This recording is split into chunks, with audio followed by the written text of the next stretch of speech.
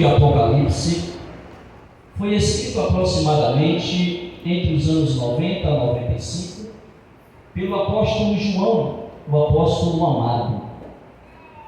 No período em que Domiciano, imperador de Roma, governava naquele contexto, sendo que ele foi um dos imperadores mais cruéis e um dos que mais perseguiu a igreja de Jesus. No entanto, este livro é o livro da Revelação, e no mesmo livro nós temos três conceitos básicos para interpretá-lo, que está no capítulo 1, versículo 19. Escreve as coisas que tens visto. Refere-se ao capítulo 1, do versículo 10 ao versículo 16. As que são, refere-se à mensagem que Cristo mandou João escrever para a santa igreja da Ásia Menor. E as que depois dessa hão de acontecer, são todos acontecimentos a partir do capítulo 4. Com estes três conceitos básicos, nós podemos chegar a uma interpretação fiel do livro de Apocalipse.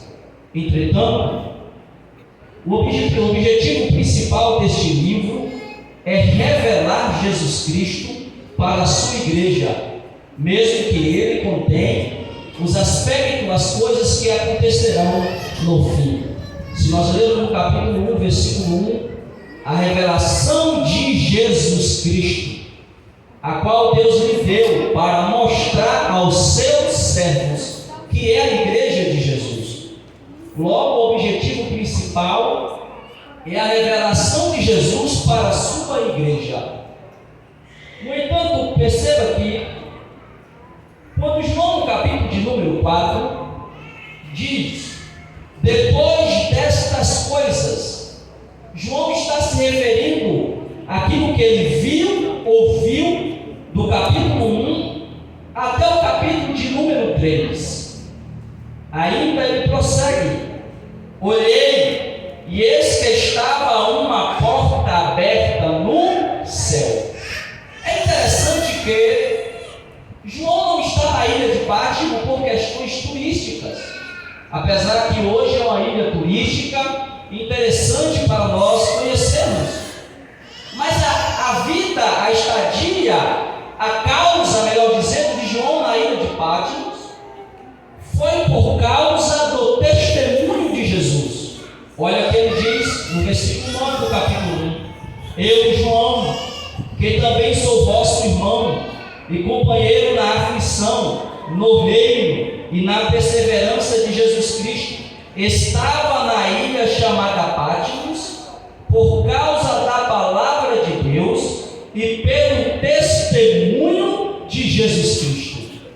O que João está dizendo que a razão dele estar na ilha de Patmos foi porque ele permaneceu fiel ao testemunho, à palavra do Senhor. Porque João foi um dos apóstolos que foi jogado dentro de um tacho de azeite fervendo, mas ele não morreu. Então, as autoridades da época achou melhor enviá-lo como prisioneiro para a ilha de Patmos. Logo chegamos a uma conclusão que o sistema, o poder, tinha fechado para João as portas da terra para ele. No entanto, João diz: enquanto o poder terreno fechava a porta para mim, eu vi uma porta nos céus que o Senhor abriu.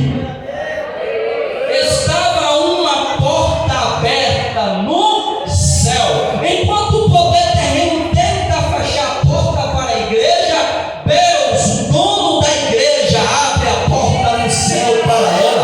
Aleluia! Enquanto o sistema, o poder, tenta fechar a porta para nós, mostrando que não há escape, o Senhor Jesus Cristo continua fiel, dizendo: há uma porta aberta no céu, e a porta que Deus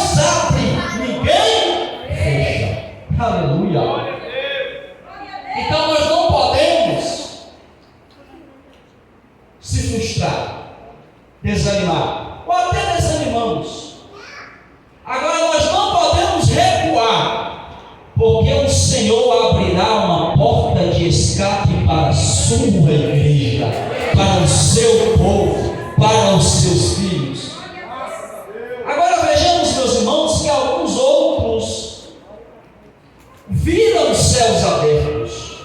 Se nós observarmos a vida de Jacó, no capítulo 28, do versículo 12 ao 17 de Gênesis, Jacó viu a porta aberta.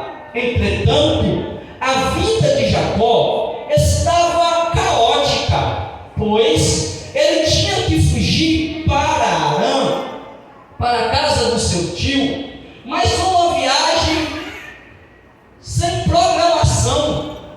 Jacó fugiu sem roupa, sem mala de viagem. Jacó fugiu sem programação. Jacó fugiu sem estar na agenda. O seu tio não estava esperando. Jacó estava na condição de um fugitivo. Entretanto, a Bíblia diz em Gênesis capítulo de número 28, versículo 12 ao 17, Jacó vai dizer que ele viu os céus abertos, e o anjo e chamou daquele lugar Betel, o nome porém daquele lugar cidade, antes era Luz. Veja aqui, versículo 16, 15, e eis que estou contigo. Versículo 14, 13, e eis que o Senhor estava no topo dela e disse: eu sou o Senhor Deus de Abraão, teu pai, e Deus de Isaque. Esta terra em que estás deitado, darei a ti a tua descendência, e a tua descendência será como o pó da terra, e estender-se-á ao ocidente, ao oriente, ao norte e ao sul, e em ti a tua descendência serão benditas todas as famílias da terra, e eis que estou contigo e te guardarei, por onde quer que fores, depois te farei tomar esta terra, porque não te deixarei, até que haja cumprido o que eu tenho falado. Perceba que Jacó estava como fugitivo, em uma viagem sem programação, porque o seu irmão procurava lhe matar, o seu tio não estava lhe esperando. Jacó estava um pouco desnorteado, ao deitar em Betel, colocando sua cabeça sobre uma pedra, ele viu os céus abertos, e os anjos que desciam e subia. Jacó acordou e disse: esse lugar não é senão a casa do Senhor. Nós podemos até questionar como Jacó, fugitivo, sem programação, aos olhos humanos, ele não tinha condição para ver os céus abertos, mas isso chama-se graça. Graça, porque Deus é misericordioso. Porque Deus é misericordioso. Mas há outro personagem também que viu os céus abertos, em uma situação totalmente difícil. Ezequiel estava exilado, estava cativo, melhor dizendo, na Babilônia, longe da sua nação, longe da sua pátria, o seu povo como escravos. O templo já havia sido destruído, que era um tipo de fortaleza, lugar de adoração segundo a tradição judaica. No entanto, Ezequiel disse lá no capítulo de número 1, versículo de número 1: e aconteceu no 30º ano, no 4º mês, do 5º dia do mês, que estando eu no meio dos cativos, junto ao rio Quebar, se abriram os céus, e eu tive visões de Deus. Era um momento inapropriado para Deus se revelar a Ezequiel. Geograficamente também não.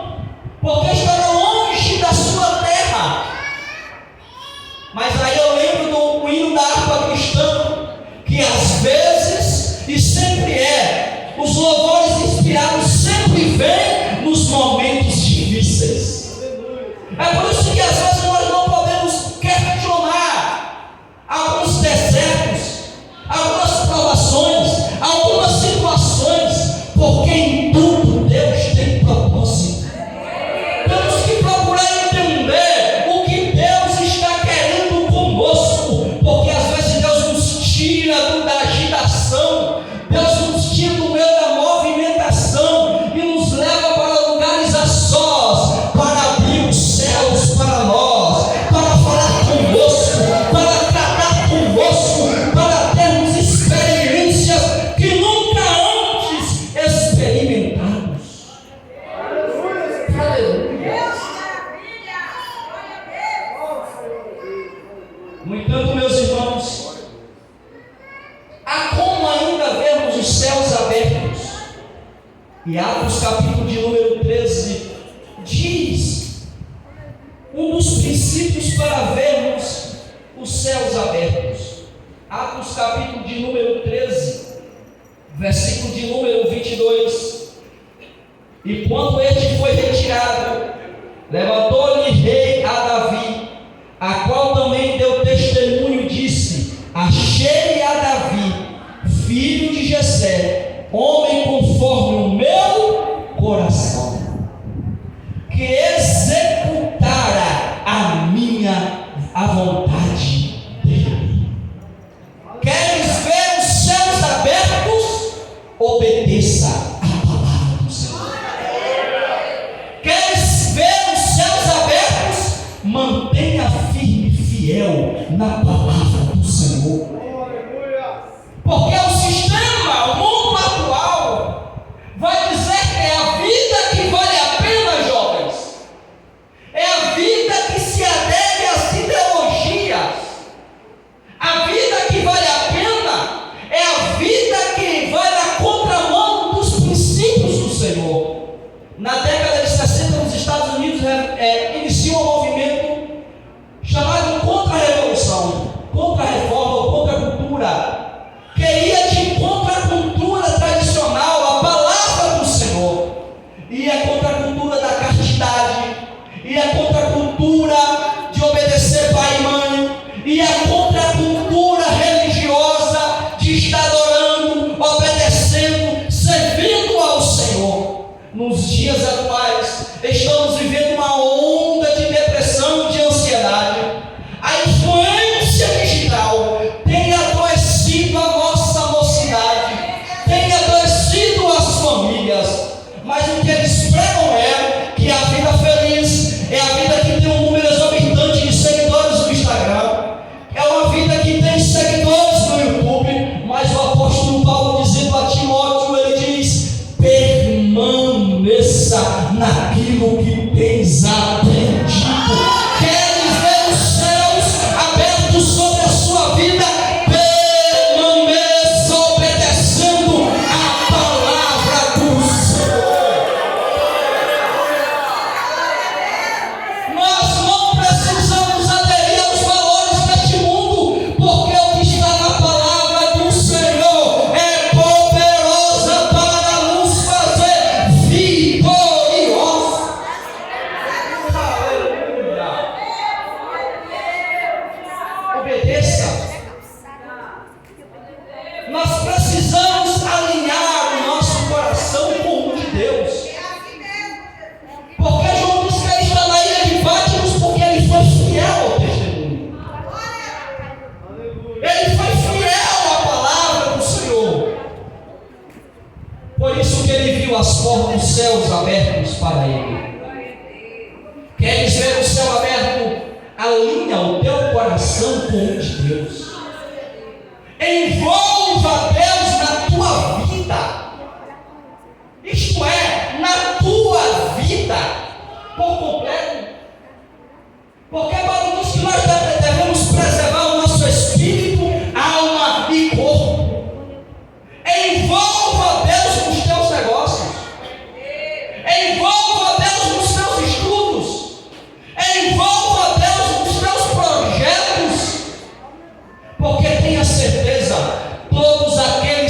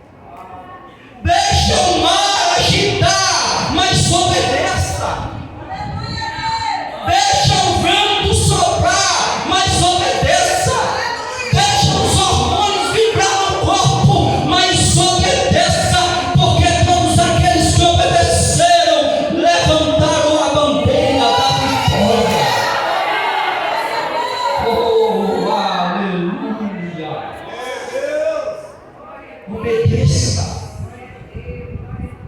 e os céus abrirão para a sua vida. Não deixa o sistema te cooptar. Não deixa as ideologias te cegarem. Não aceita as propostas deste mundo, porque são passageiras e vãs. Porque o que Deus tem para nós é melhor, é eterno, é glorioso. Eu gosto da forma que Cristo falou à igreja na carta, ainda em Apocalipse, capítulo de número 3, a Filadélfia. E o anjo da igreja que está em Filadélfia escreve: isto diz o que é santo, o que é verdadeiro, o que tem a chave de Davi, o que abre ninguém fecha, e fecha ninguém abre. Eu sei as tuas obras, e eis que diante de ti pus uma porta aberta, e ninguém pode fechar. Tendo pouca força, guardastes a minha palavra e não negastes o meu nome. Aleluia. O que o Senhor está dizendo para essa igreja é: eu sei as suas fraquezas, eu sei a pouca força que tu tens, no entanto, vós não negastes o meu nome, por isso eu ponho uma porta aberta para vocês, e a porta que eu abrirei, ninguém fechará.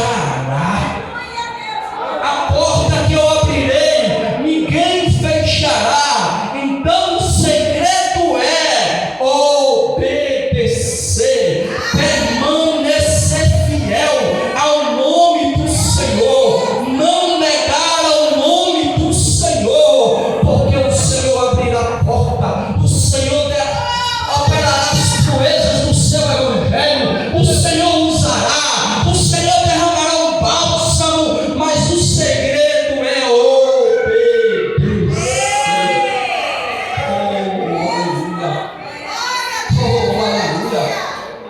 Oh, aleluias. Eu sei que todos nós temos projetos, todos nós temos sonhos, mas nós não podemos abrir mão do Senhor por causa dos nossos sonhos. Muito pelo contrário, dizer: Senhor, eu quero que os meus sonhos se concretizam, no entanto, eu não abro mão da tua presença. Eu te envolvo na minha vida, eu te envolvo nos meus projetos, eu te envolvo, Senhor, em tudo aquilo que eu te apresento. Eu quero, Senhor, porque o anjo disse a Maria: bem-aventurado és tu, Maria, porque dentre muitas Deus te escolheu. E se nós observarmos, irmãos, Maria não tinha uma condição econômica favorável, morava em um vilarejo. Maria e o seu futuro esposo José não tinha fazenda. No entanto, Deus escolheu Maria. Por quê? Porque Maria achou graça aos olhos de Deus. Olha o que Maria fez. Maria era justa, era sincera. Mas a questão, a bem-aventurança não estava em Nazaré, não estava na riqueza, estava em Maria. A graça estava em Maria, a confiança em Deus estava em Maria. Eu lembro de Isaac.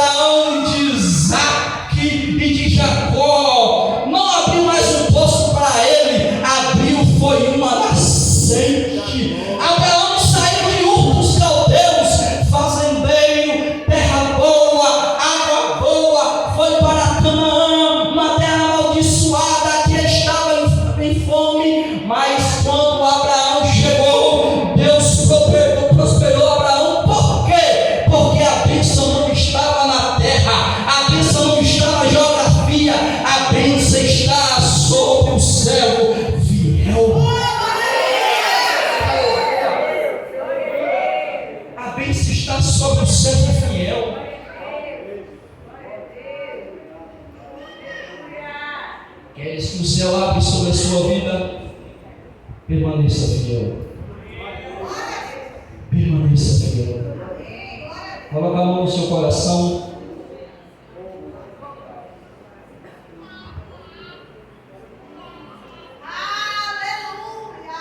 Estou finalizando. Diga para o Senhor: Senhor, me envolva, quero te envolver em tudo.